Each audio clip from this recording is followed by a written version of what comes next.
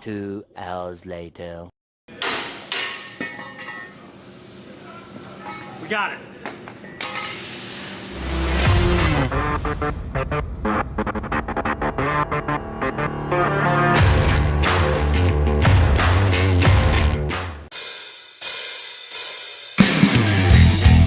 Hey guys, Jordan back with BDS Suspension on our latest update on Project Ranger X.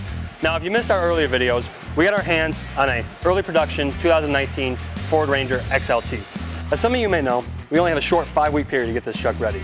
Now this truck is going to be part expedition rig, part chase truck.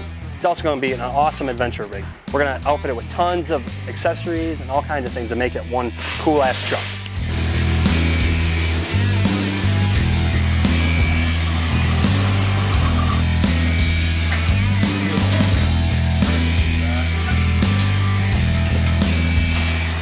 So far the team has been pretty hard at work. With our goal to fit a Knapheide service bed on the truck to give us a lot more storage room for when we go out on the trail.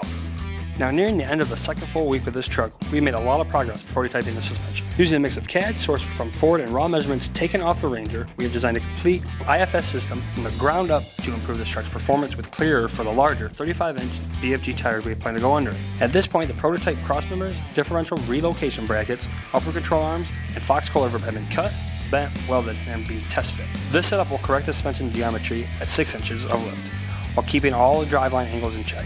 The last thing we're waiting on is the steering knuckles. We just got the prototype steering knuckle casting in from the foundry. Right now they're going in a manufacturing plant getting CNC machine on our Mazak. Soon they'll be ready to install.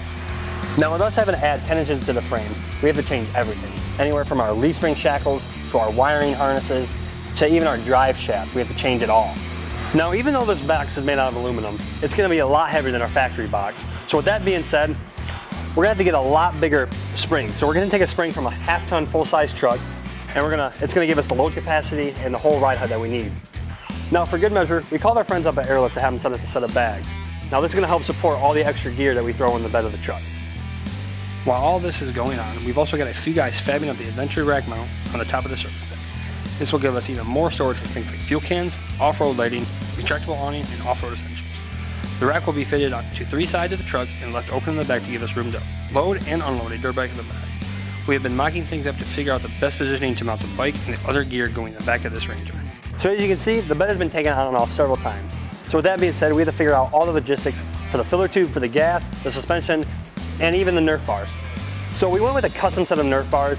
It's going to give us a lot more protection, and it's going to be able to hold the weight of the vehicle when we go off-road. So with all the focus being on the back of the truck, we want to make sure the front of the truck is ready as well. So that's when we turn to our friends at Warn.